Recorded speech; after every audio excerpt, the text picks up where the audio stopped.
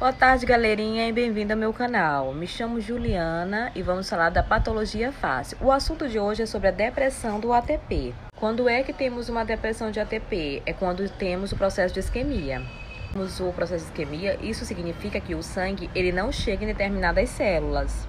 E se o sangue ele não chega, isso quer dizer que o suplemento de oxigênio para essas células é diminuído. E isso quer dizer que essas células elas não vão fazer o processo de fosforilização oxidativa. Mas por que, Ju? Por quê? Para fazer esse processo de fosforilização, ela precisa de oxigênio. E é nesse processo de fosforilização que acontece na mitocôndria é que é produzido o ATP. E se a célula ela é impossibilitada de produzir dentro dessa célula, o que vai acontecer? Ela vai começar a cair. É aí que vamos ver o porquê. Aí é que eu pergunto, por que o ATP ele é utilizado dentro da célula?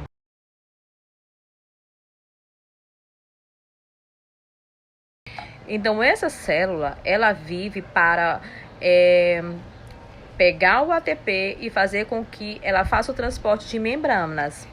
Então, você já deve saber o que é a bomba de sódio de potássio. Para que ela serve? E para o funcionamento dessa bomba, o que ela precisa? Ela precisa de ATP. O que ela faz? Ela joga 3 sódio para fora e pega 2 sódio de fora para dentro da célula. Então, com o ATP caindo, o que a bomba faz? Ela para de funcionar. Então, se ela parar de funcionar, o que vai acontecer? Vai começar a entrar sódio. E quando entra sódio, entra água. E com tudo isso, existe mais cálcio fora dentro da célula. E para esse cálcio ficar fora da célula, o que a gente precisa? A gente precisa de mais ATP. E agora, quem vai dar continuidade, gente, ao assunto, vamos chamar a Paloma. Tá bom, gente? Ela vai dar continuidade à explicação sobre depressão de ATP. Até mais! Oi, galerinha do canal. Agora eu vou dar continuidade ao que a Juliana estava falando, né? Sobre essa entrada de água. Que o sódio faz com que a célula comece a inchar e também a perder potássio. E ela começa a sair de dentro. E com isso tem algumas alterações, tanto a membrana plasmática como em algumas organelas. E com isso, esse ATP vai caindo, só que ele quer continuar vivo. E aí o que ele faz? Ele tenta produzir energia por outras vias metabólicas. E então ela começa a produzir energia através da glicose anaeróbica. E com essa queda ela começa a produzir ATPs. Só que esses ATPs têm baixo rendimento e ela precisa de uma alta concentração. E essa glicose anaeróbica ela tem baixo rendimento de ATP. E a parte da glicose ela está armazenada na forma do glicogênio. Isso significa que a célula vai começar a quebrar o glicogênio para produzir energia. Gente, o músculo cardio ele só consegue sobreviver em estado de isquemia entre 20 a 30 minutos. É nessa cerca. Depois desse período, as células já começam a morrer. Já o músculo esquelético ele sobrevive de 2 a 3 horas. Já o fígado ele sobrevive muito mais tempo, que no caso são as células do fígado. Já os neurônios que não armazenam glicogênio, ele vive bem pouco em estado de isquemia. Por isso que uma isquemia no cérebro é muito perigosa. Então, nesse estado de isquemia, a sobrevivência depende muito da quantidade de glicogênio que a célula vai ter. Então é isso, gente. Uma célula com muita mais quantidade de glicogênio, ela vive muito mais tempo em estado de isquemia. Já com pouca quantidade de glicogênio, ela vive muito pouco tempo. Então depende da quantidade de glicogênio para essa sobrevivência.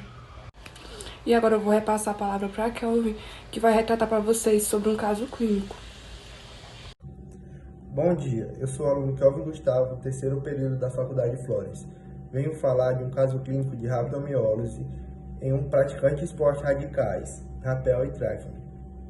É uma síndrome que afeta o músculo estriado e estão associados a fatores como trauma muscular, isquemia, exercícios físicos exaustivos e distúrbios metabólicos, causando o acúmulo do cálcio intracelular, depressão da ATP e formação de radicais livres.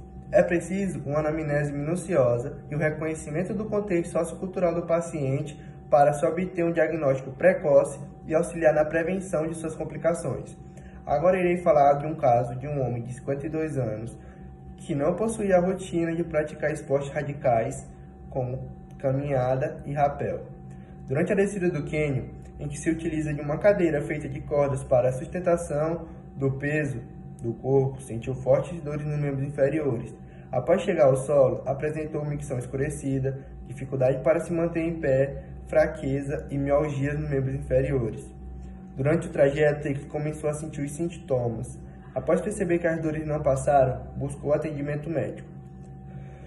Quando o primeiro exame foi realizado, não foi encontrado relato de patologia renal passada ou familiar, sendo diagnosticado com insuficiência renal aguda, secundária à rabdomiólise. Para o seu tratamento, foi utilizado de furosemida 20 mg por via intravenosa, além da hidratação com soro fisiológico 0,9%, também por via intravenosa. O paciente permaneceu internado por 16 dias, tendo necessidade de hemodiálise no 10º e no 9º dia. Após 2 meses, obteve a recuperação total da sua função renal. Agora eu vou deixar a voz com minha colega Alexia. Boa tarde, galerinha. Estou voltando aqui para me dar continuidade no que Kevin estava falando a respeito do caso clínico. O caso acima, ele mostra um caso de rabdomiólise, que ele é ocasionado pela isquemia e por lesão. Ele se agrava devido à atividade física, no caso, exercício físico. E a combinância desses fatores levou ao dano das células musculares, que leva à liberação de hemoglobina, que faz com que aconteça a insuficiência renal.